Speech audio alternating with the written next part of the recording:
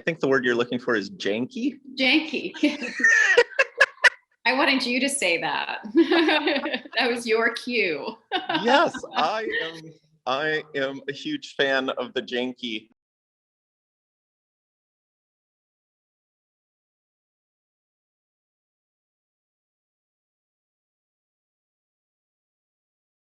Welcome to the Northeast Sculpture Gallery Factory. My name is Jeff Haddorff, and I am here with Kimberly Rhodes, who is an endowed chair in the humanities at Drew University and also an art historian. Hi, Jeff. I'm happy to be here today to Hi. talk with you about your show. I'd also like to tell everybody that just before this show, Mantra, opened, you were featured in a show at the Corn Gallery at Drew University called The Stuff the World is Made of. And the other folks in the show with you were Martha Klippinger, Valerie Hegarty, and Talia Wolf. So I'm happy to be here to talk to you about this work that you're showing in your hometown of Minneapolis today. So if you're ready, I'm happy to get started. I think that sounds good. Thanks. Okay. All right, cool. So when I think about your work, one of the words that comes to mind very readily is the word gestural. I like the way that that word conjures the body and interaction of the artist with materials in a very visceral way. I like the way that it brings up mark making in a very particular way. And I really like the way that it nods to the idea of nonverbal communication, of being able to communicate kind of with the body, with movement. And if all that resonates with you, which I hope it does, I wonder if you can talk about that and talk about it as it maybe relates to your practice, how you make your things, what your process is. Yeah, thank you. Yeah, that's a great point. Your reference to the body is very apt. I know many of the things, particularly the things in this show, are all sort of human scale or slightly larger, and that is a size that I work in a lot. And I think, along with that, one of the things that go with the gestural quality is just the physicality of working with clay at this scale. It's heavy and it's fragile and it's difficult to work with. It takes a lot of physical effort to build things in clay at this size, and I think that effort is something that's described within the word. So the gesture just sort of comes out of the physicality of the process in a lot of ways. Can you talk a little bit about the initial stages of your process and the particular marks that you make? Sure. Create kind of on the clay before you start to hand build with it? For sure. Yeah. So the textural surface of the pieces is really just taken off the floor of my studio. There's a concrete floor that's sort of begun to degrade, and I am certainly pushing that degradation farther with my work with that. But I take 25-pound chunks of clay and I throw it out across that degraded concrete space on the floor and just pull it up and throw it down again until it's basically the dimensions and the thickness that I'm looking for that piece. And then I leave those slabs out usually overnight to firm up a bit, so that they're able to stand up on their own, but still have malleability, and I can still join pieces together with relative ease. That's typically how the process begins. And then as far as the shapes themselves, it's really sort of evolved over the last 6 years or so, whereas I used to draw basically architectural drawings of each piece, and I would do sort of plans and elevations of each separate piece in the sculpture. And so it was all sort of, I was just carrying out the drawings that I had made earlier. And then about, I don't know, maybe 3 or 4 years ago, I decided just to stop doing that and to be more intuitive in the process, which, I mean, it's not a, working in large scale ceramics isn't an area that necessarily lends itself well to that sort of way of working, because, it's all got to hold its own weight when it gets up. Right. So usually you have to be planful about that. But I, at some point, just decided not to do that and to see where it went. So I'll typically draw a plan for the bottom of the shape, and then I'll start building from there, and then I'll build a top to, so like for this piece, so each of these are a section, right? So I do the bottom, and then I build it up and do the top, and then use the top of that piece to sort of work on the next piece and kind of go up from there. I was interestingly kind of reading something today that talked about how we don't really use terracotta as a building element anymore. It's expensive, yet, if you look around at, 19th century buildings, there's lots of ornamental terracotta. So, your materials echo architectural materials as well from particularly a certain era. And so I guess what I'm trying to ask you is whether you can talk about all those multitude of connections to architecture that you've talked a little bit about with your process, but then about form and about structure and about buildings themselves and how they accommodate the body in different ways and accommodate scale in different ways and space. Yeah, well, I mean, architecture is definitely something that I'm really interested in, and it is a field in which I am employed from time to time. I mean, I guess when I'm making things, I'm not really thinking directly about, oh, I'm going to make an architectural, column, or I'm going to make an arch that references, architectural history. It's just sort of part of how I'm wired to think, and how and just the shapes that are sort of meaningful and interesting to me. And in terms of the putting together of the pieces, I mean, it is, whenever you're building sort of a three-dimensional object in space, architecture plays a part. I mean, it has to stand up, it has to, and structural engineering plays a part, right? It has to, it has to stay up, it has to not fall over and crush somebody, or, break or whatever. So, they are, of course, you're not going to sort of live in one of these sculptures, but they are architectural for sure. Yeah. Well, I think there's also an interesting tension in your work. You were just talking about getting things need to stand up. The semblance of things being very precariously balanced, which they're not. They're all very sturdy, right? They're all very secure. But there's a tension in them, which you kind of don't find that much in architecture, I don't think, of it being, which kind of brings it over into sculpture, the realm of sculpture, the realm of art, where it looks like it is very carefully balanced, right? And it has this asymmetry, and yeah. I think the word you're looking for is janky. Janky. I wanted you to say that. That was your cue.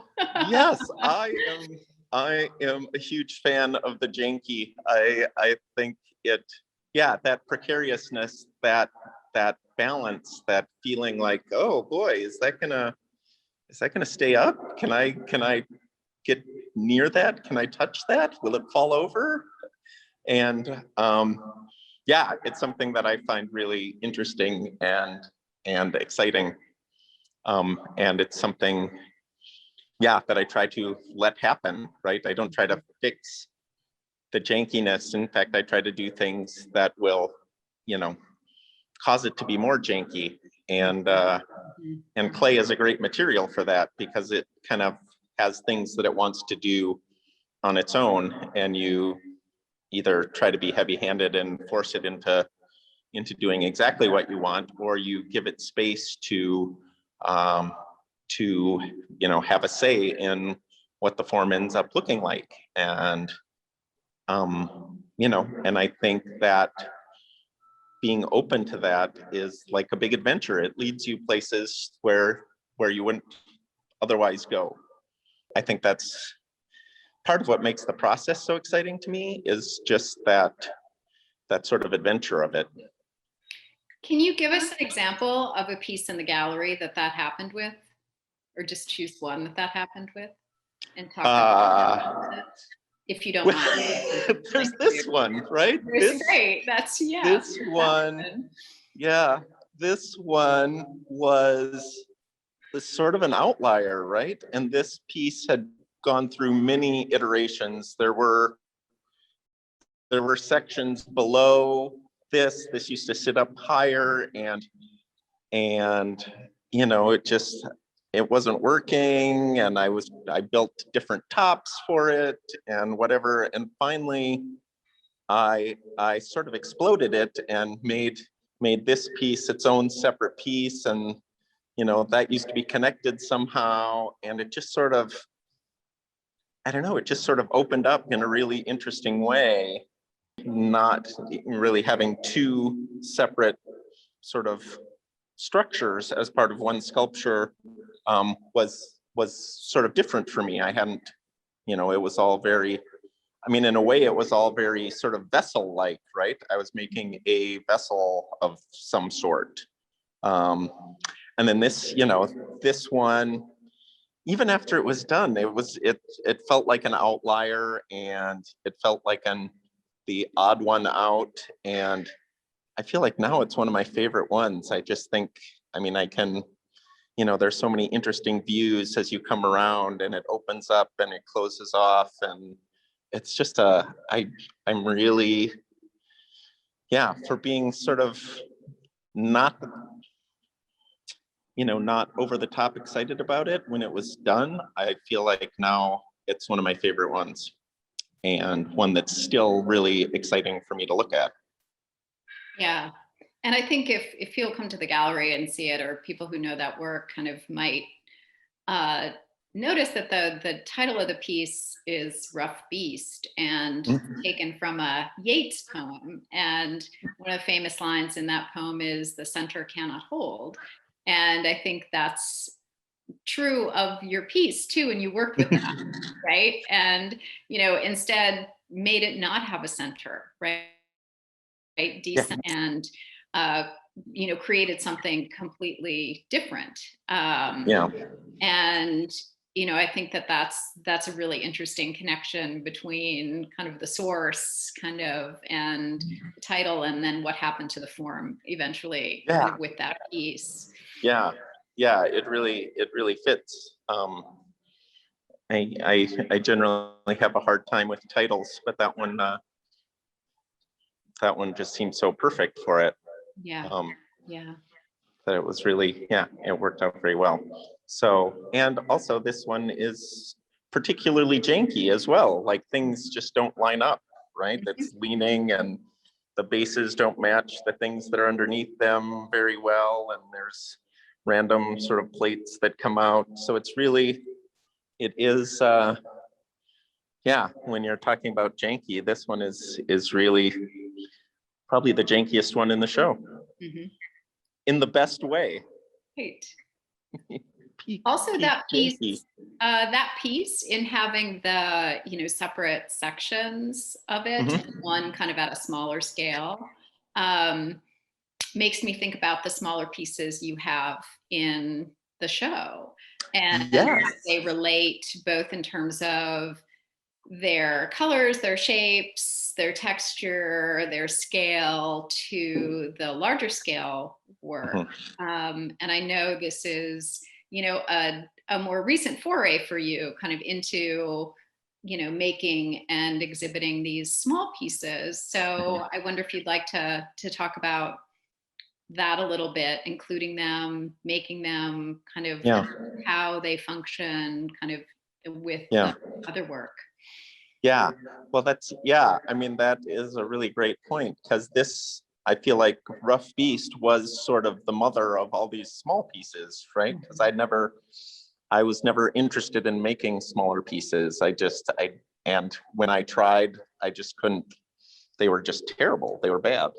And then with this piece, there are just so many weird elements going on, and so many individual sections that I really liked, that I'm just like, okay, I'm gonna just use that as a springboard. So when you look at the little pieces, many of them you can see, sort of direct correlation with Rough Beast. I mean, that sort of golden brown piece is very similar to the top of Rough Beast, and this sort of shape occurs all over the place. And so I don't know if you want to talk about kind of color and shape, particularly shape, which I know is important to you, and in both the small pieces and then in the larger pieces.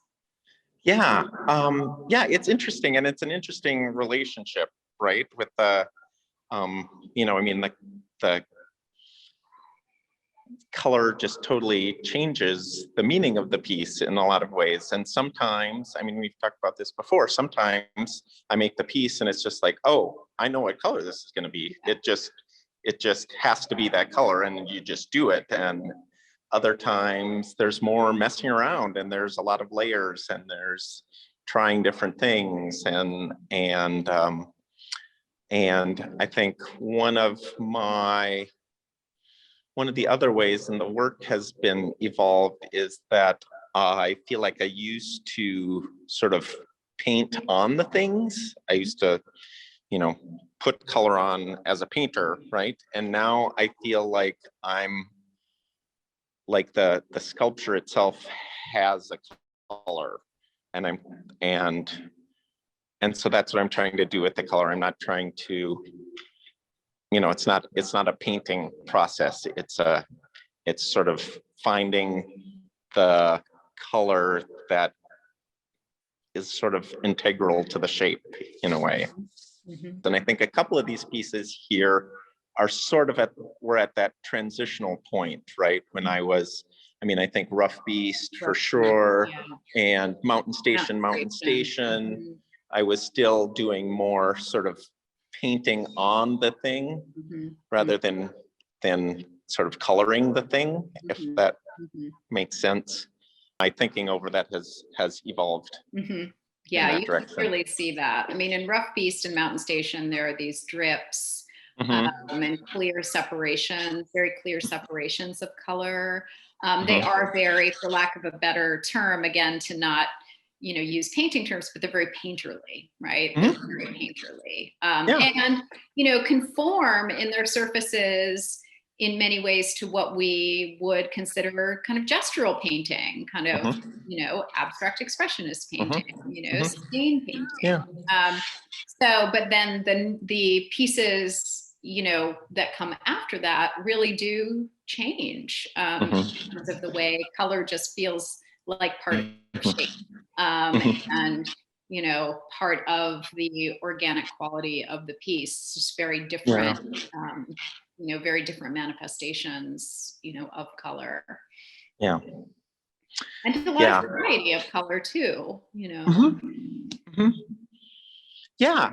And I think, there's also, one of the many things that I think about is, I think about the pieces individually, but then I think about them as a whole too. I think about this whole sort of, there's nothing directly narrative about my work necessarily, but I do feel like, and it could be just me, because I know the narrative arc, right? I know what was going on in my life at this time. I know what I was thinking about, whatever. But I think, when I think of the last sort of 8 years, 9 years, that sort of narrative arc of, the first few of the larger pieces I started doing that had exterior steel on the structures, sort of holding them up, and to where we are now with, many of these have interior structural steel that keep them from falling over. I wonder if you can go outside. Is that going to be possible? Is this That is entirely possible. Outside? Because my follow-up, and maybe I'm trying to be mindful of time also, maybe this would be a good place to have some final thoughts. Mm-hmm. Is out here. So speaking to that idea of having enough mastery kind of your materials and your process, and just of sculpture, to take risks. The title of this piece is All My Favorite Singers Couldn't Sing. And I think there's, for me, there's a connection between that title and what you've just said, right? About being, yes. Having enough knowledge and experience with your, with your medium, kind of with your materials, to be able to risk it all. And yes. would you like to talk about that at all? Yes, I think that's, I think that is a great point, and that the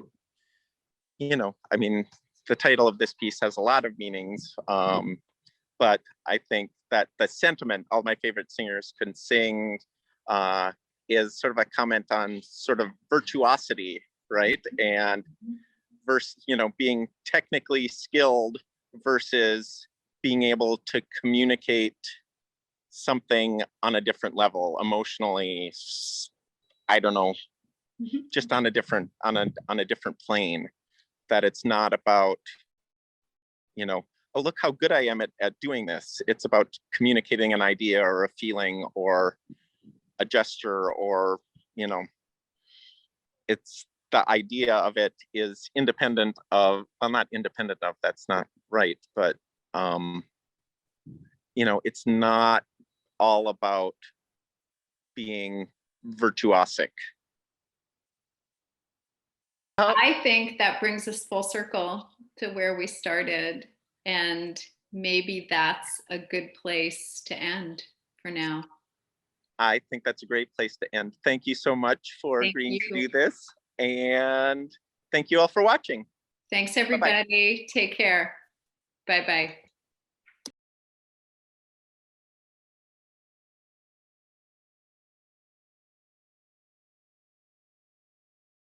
So I'm just going to start third time's from the top again. Oh my God, we didn't have the hairstylist come in. Did you get your haircut? No, I just haven't bathed. It's just sticking up, so you can't. It's just sticking up. It's going in a different direction. Little Conan O'Brien thing going in a going different on right now. direction than usual. Exactly. Oh boy. All right. Third time is the charm. Third time is the charm. And here we go.